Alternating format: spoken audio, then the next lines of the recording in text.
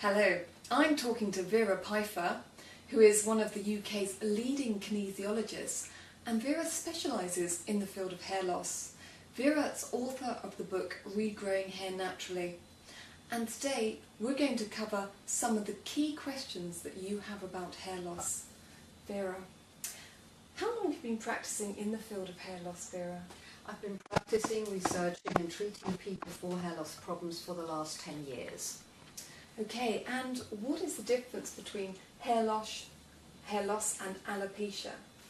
The difference between hair loss and alopecia, there isn't really a difference. It both means hair loss.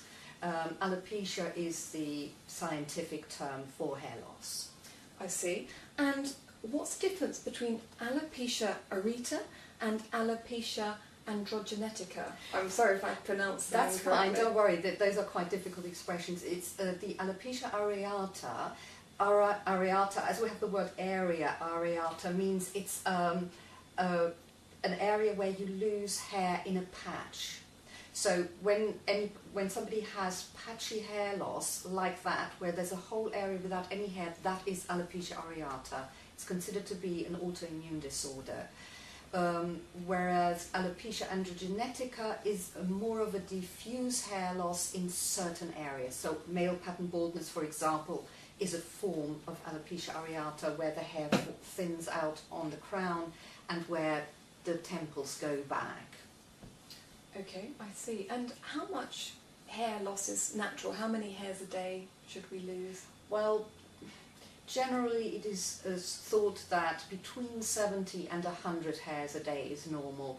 But, you know, it depends very much on what your personal normal hair loss is. So, for example, if your normal hair loss as an individual is 40 a day, then for you 70 would already be too much. So if you lost 70 hairs a day, for you that would signify there is something not quite right that needs looking at. But on average, between 70 and 100 is normal. I see. And when a woman has a baby, on a lot of occasions afterwards, the hair can start thinning. Is this natural? Yes, it can happen. Usually the hair will start growing again after a while. But if it doesn't, if there is, say, a year after the woman has had the baby, the hair is still not growing back properly, then it needs looking into. Right, right. In men, sometimes they may find a small bald patch. Is this normal? Should they be doing anything? It depends a little bit. You see, if it's a truly bald patch where there's absolutely no hair, then you're looking at alopecia areata. And that means there is a severe toxicity in the body, in which case you really need to do something about it very quickly. Because these round patches can grow back by themselves, but they can also get bigger. And because it's a problem with a toxicity in the body, it needs addressing anyway, so you really have to do something. Whereas if the patch still has some hair in it, then it's probably male pattern baldness, which is also a toxicity problem, but it's not so urgent because the toxicity levels aren't so high. Right, right. If a man in his mid-20s starts losing his hair and it starts receding at the temples, is there anything he can do about this to stop it? Yes, there is, and it is very important that he actually goes and does something about it, because, you know, hair loss in men occurs because, say, the body gets too acidic, eating the wrong foods, they might have metal toxicity, and so on. If this starts very early on in life, it means that the toxicities, the poisons in the body, the acidity in the body has already built up at a very young age. So in order to stop that from continuing to build up, again, you need to do something about it, and that's where I do the hair sample tests, for example, or nail sample tests. If somebody doesn't have any hair anymore, I can actually check whether people have a toxicity problem, what it is, and what they need to take to get rid of it. Oh, fantastic. So, I mean, once a hair loss problem has been established, are there any set tests that should be done? It is very useful if you can get your doctor to do tests for you. You need to check what levels you have for iron. That's a very important one. Folic acid is important as well. And there are various other things like B12 that would also be useful to check. I find that those are good tests, but they don't really get to the bottom of it, because what I found in my research is that any hair loss has something to do with the body getting too acidic. And the acidity can come from various things, from fillings in your teeth, for example. Amalgam fillings can cause hair loss. It can be, if you're eating a lot of fish can have a lot of mercury in it, which can cause hair loss. There are various different sources, and I've got lots of test kits to check what is actually at the bottom of your particular hair loss. Fantastic. There's been a lot of media coverage about Gail Porter's case. I mean, is this normal? Well, in a way, I was very glad there was a lot of coverage about it, because these are clients like Gail Porter who I see every day at my practice. And usually if the media report about it, they always say there's nothing that can be done about it.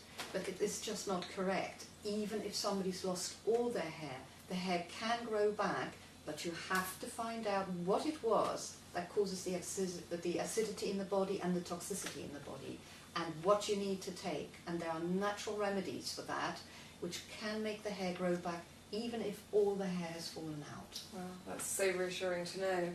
And if someone's hair is very thin but they don't want to wear a wig, is there anything they can do?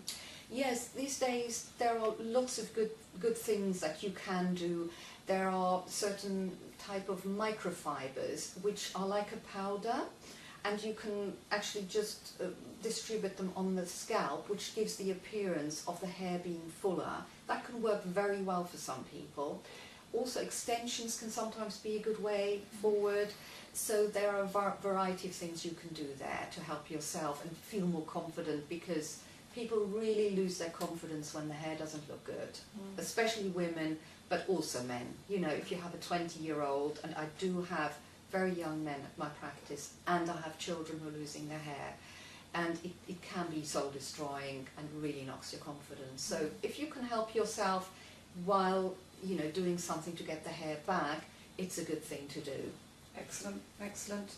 So are there any foods that I should avoid if I've got a hair loss problem, Vera?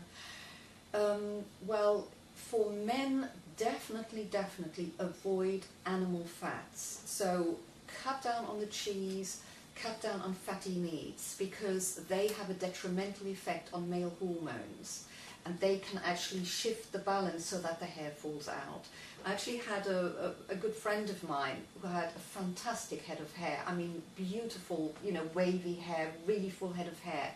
And he suddenly discovered a passion for cheese, and he had sort of like a block of cheese every day. And he developed male pattern baldness. And it was purely down to that. We tested it, and it was that he had, you know, eaten too much cheese. He had to stop that, and with a bit of aid from some supplements, the hair started growing back again. But, you know, without knowing me, he wouldn't have known that there's a problem. So for men, fatty animal products, not good. For women, there isn't really anything in particular, I'd say, except for people who usually don't drink enough water.